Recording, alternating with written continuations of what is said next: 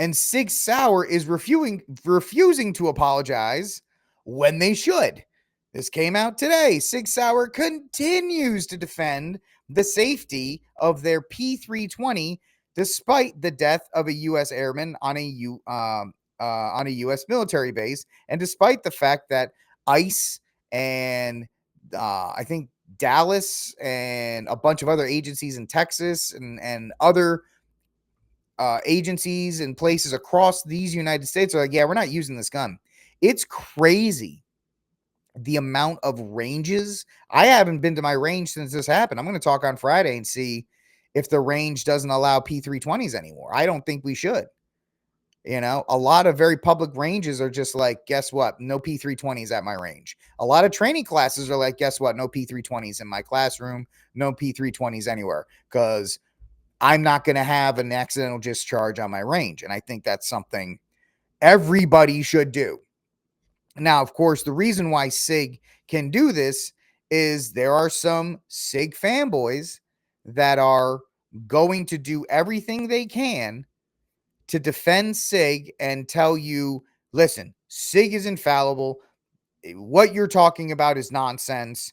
And they did nothing wrong, and this is a fake thing, and you guys just need to get over it and stop going after the billion-dollar company, which I think is a bad look, especially when you have the FBI report, when you have the thing that happened to the Airman, when you have 22 people that have sued, when you have agencies that are not using it anymore. But this guy right here, he is the CEO of X-Ring LLC Firearms. He is a very smart guy. He's he's a gunsmither, and he's been doing this for 15 years. He's a member of this group called where is it? He's a member of the National Lawyers Association. He's also a member of the one of the groups that will defend you. He's got a law degree. So it's very interesting to see this guy talk about. I'll talk about the problems with P320 in a second, but listen to this guy defend SIG. Welcome to X-Ring Firearms. There's been a lot of talk online about the SIG P320, how it's discharging on its own. So I watched. Now this guy's got a law degree and he's a lawyer. I'm a guy that got a 140 on a LSAT test. That's a very interesting way to begin this, because you have the FBI report. You have an airman that's dead because an M17 went off in its holster and shot him in the chest. You have multiple agencies that are not using their P320. You have Masad Ayub, who's one of the best. He's like the forefront in concealed carry talks and training. He's not allowing it on his range. There's a bunch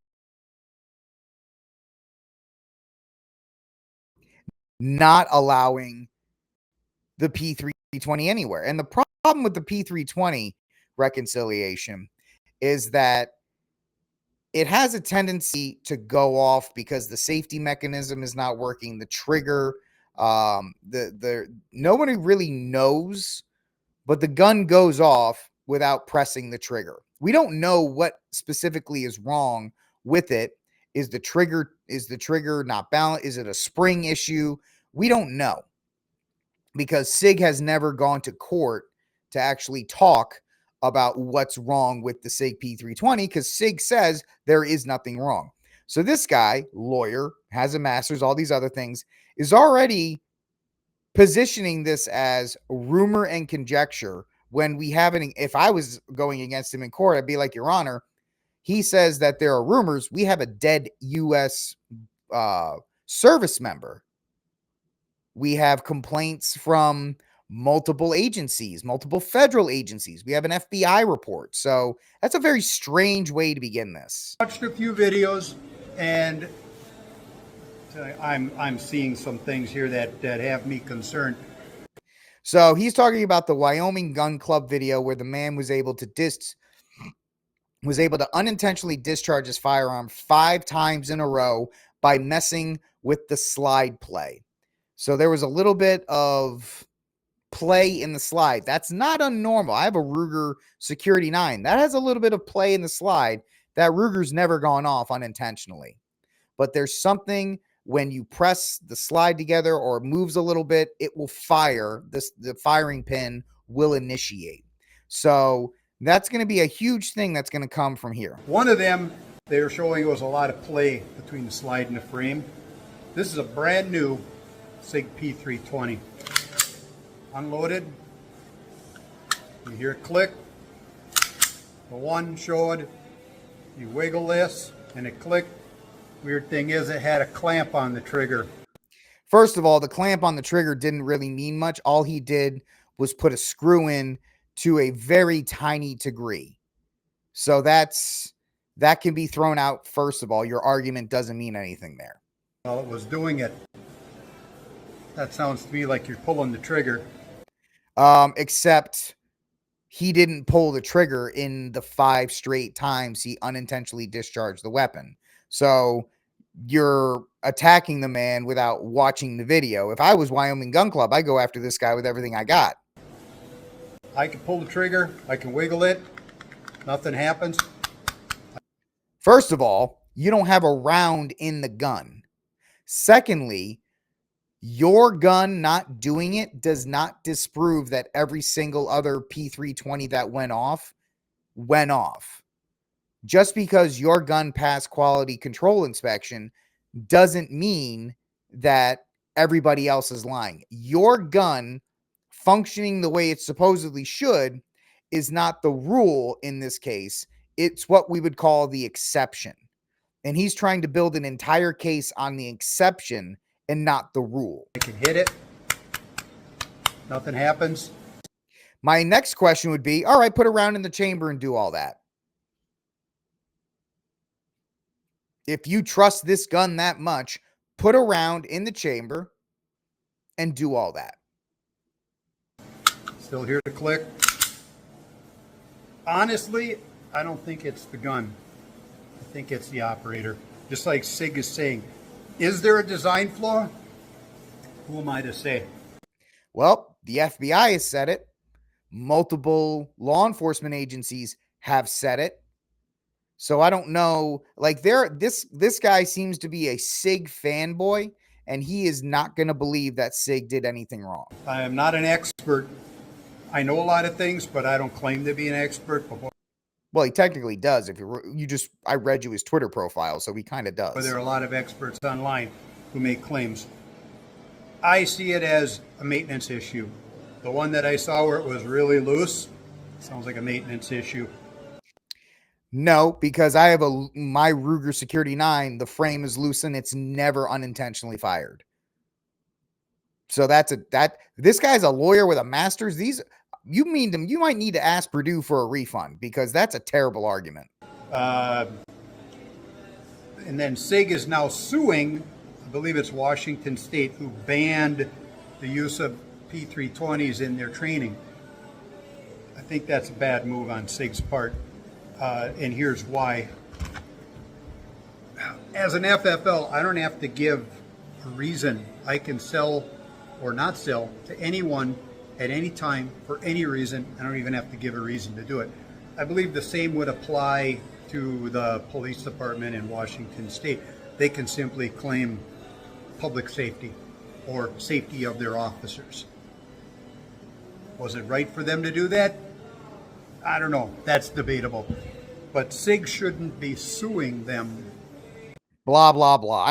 This guy's a SIG fanboy and he's trying to say, well, I don't believe any of the videos unless you've seen it firsthand. I wouldn't believe it. Well, I believe the FBI report, and I believe the fact that an airman is dead because the gun went off when it was secured safe in a holster.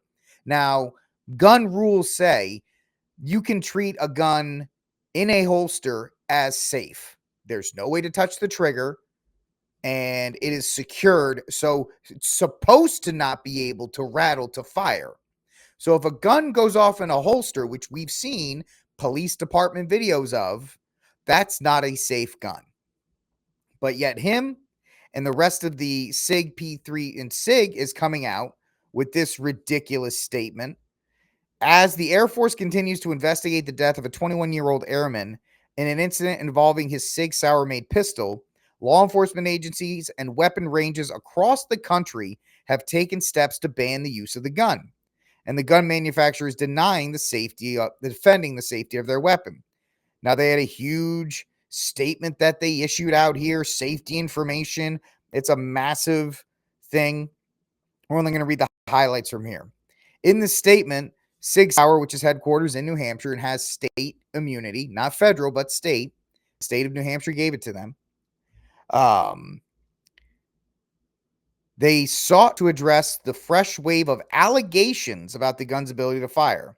They're saying that the P365 is one of the safest, most advanced pistols in the world, which I don't know if you can call it's not really that advanced. It's a $600 gun.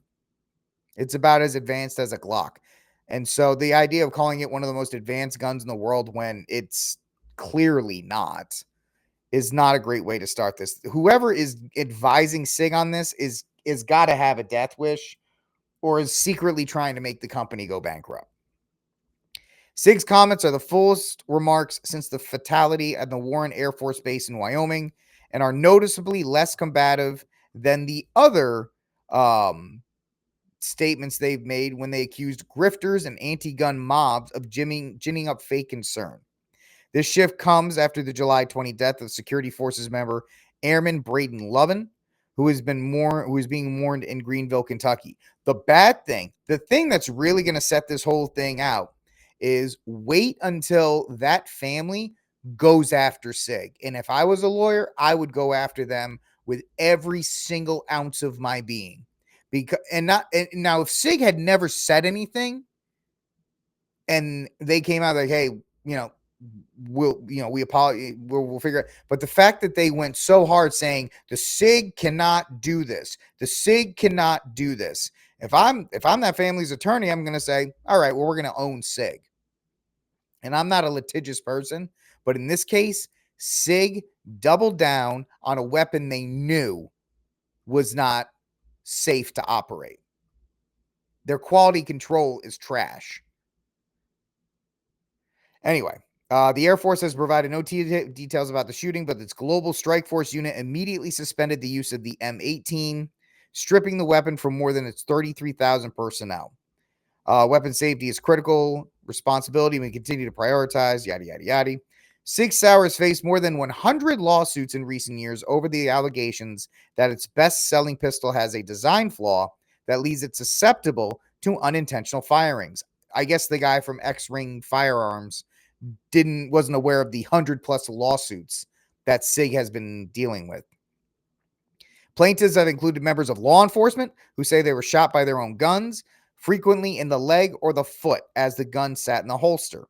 The company has vigorously defended any design or manufacturing flaw, and in its statement Tuesday, reiterated that the gun cannot, under any circumstances, discharge without the trigger first being moved to the rear. So, if I'm the family of that airman, I'm going to tell them, you are saying that this gun cannot fire. Why is my client's son dead? It's terrible. Lovin's death has prompted gun ranges, including Gunsight Academy. And if you know anything about guns, Gunsight Academy is the premier destination for firearms training. They don't want that gun anywhere near them. Previously, Police Academy Range in Washington also prohibited use of the gun. Numerous law enforcement agencies, including Milwaukee and Dallas, have also stopped carrying it. I guess this guy, what's his beard, X-Ring LLC, wasn't aware of all this stuff before he started going after the one guy who made a video. So it's very interesting that SIG has doubled down. I guess they're in a place where they cannot admit wrong, because if they admit wrong, the company will go under. The same time, Gunsight, 2 or 3 other ranges that I know of, police departments, ICE, other federal agencies, they're not going to use this gun. SIG's going to lose its federal contract, which is its bread and butter right now. So what does SIG do? Well, SIG needs to turn around immediately. I don't think they can, unfortunately. I think they're too deep that they have to continue to deny and force somebody to take them to court to prove it. But what they should be doing and what they should have done immediately is recall every single P320 and M17. Would that cost them millions of dollars? Yes. Would it potentially cost them a military contract? Yes. But that is a short-term pain because prominent YouTube gun guys, Brandon Herrera, what's another guy? I've watched a bunch of his stuff. I don't know him off the top of my head. Couple of academies that I watched, they're all saying, I'm never buying another SIG gun, not even a P365 or one of their AR versions. I'm not buying any more of their guns. I'm not going to trust any more of their guns. I am not going to shoot any more of their guns. I'm going to take my gun apart and put it in the safe. The damage to SIG is potentially company ending because they have too much hubris and they cannot say, listen, we made a mistake. And this mistake has cost the lives of brave men in the U.S. military, and we need to work better to solve this issue. They didn't do that. They doubled down, and now they're in a world of hurt. And so it's just going to be interesting at this point to see where do they go from here? Where do they go from here? Because if they're going to get brought to court by somebody, and it's going to come out in discovery that they knowingly had a design flaw, and that's going to end the company. How do you come back from that? How do you buy another SIG product knowing that they intentionally put out a gun that was not 100% safe? I mean, even if it's not 100% safe, I guess you can't say any gun's 100% safe for what it does, but it's not safe enough that if you bump it, it will shoot you. Terrible, terrible optics. And as somebody who loves to, pretend to be a PR guy, this just absolutely dumbfounds me that these people can be that prideful that they wouldn't admit that they had a fault there.